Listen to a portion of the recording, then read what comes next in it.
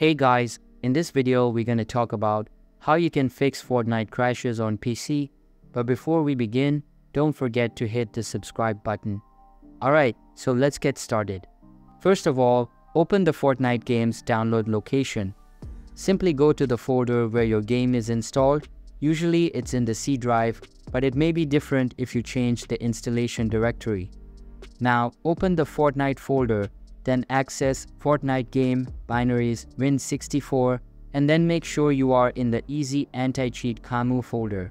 Do not mistake it with the one above and access it. Now a bunch of files will be displayed. Simply run the setup application and repair it. After the repairing is completed, click on Finish and go back one step. Here, open the Battle Eye folder at the top and uninstall it. Once uninstalled, open the installation file and it will be installed automatically. Now, open Run by pressing the Windows plus R keys on your keyboard and type in %local app data%.